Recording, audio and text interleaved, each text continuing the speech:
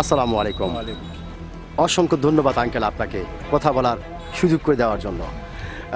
Uncle, সর্বপ্রথমে জানতে চাচ্ছি আপনি কেমন আছেন? ভালো আছে। ভালো আছেন, যাক আলহামদুলিল্লাহ যে আল্লাহ পাক আপনাকে ভালো রেখেছে। আঙ্কেল, আপনার নামটা জানতে পারি? নাম মোহাম্মদ তফিজউদ্দিন মন্ডল।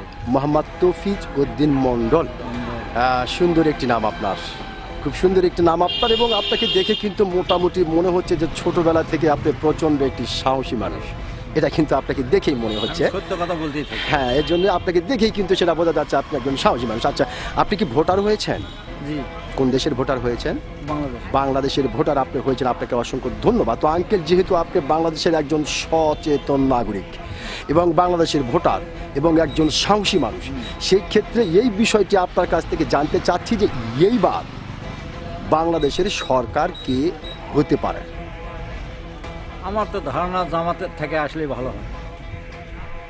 মানে আপনার চাওয়া বা আপনার চাওয়া এবং পাওয়ার যোগ্য পাওয়ার। না যে সৎ জেলা ভোট জন্য দুইটা, এরা তো কেউই ভালো করে না, খালি বিপদের মধ্যে ফলায়, খালি বিপদের মধ্যে ফলায়। তো অতে আমরা চাচ্ছি যে জামাত থেকে আসুক, আমরা একটুখানি দেখি দেখি এড়াবার একবার এড়াবার দেখি আর কি করে। কি করে। এক জীবনে তারা ভোট দেয়নি বা দিছি, হয়তো পাশ করতে পারেনি, হয়নি, ক্ষমতা যেতে পারেনি।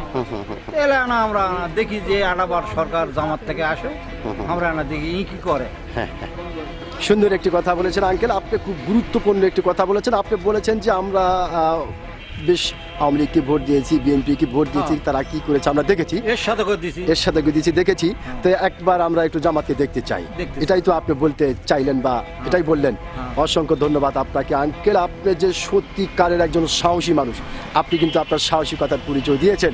আমি আশা করব আপনার এই সাহসী কথাটি বাংলাদেশের অনেক মানুষের কাছে গ্রহণযোগ্য হবে। ধন্যবাদ আপনাকে।